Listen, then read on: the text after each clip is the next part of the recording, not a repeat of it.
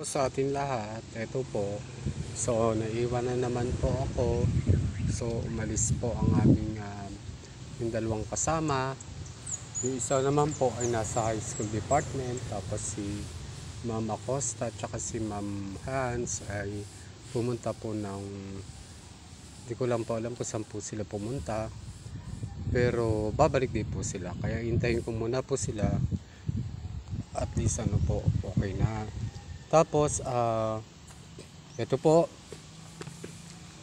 magluluto naman po ako ng pagkain ng pusa dahil ako po naiwanan. So, automatic po nilock ko na po yung gate, dalawang gate po.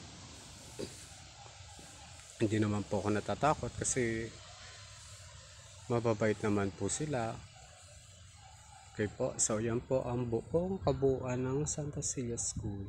So, nakapalibot po sa atin ng mga school. Ayan. So, magandang hapon po sa atin lahat.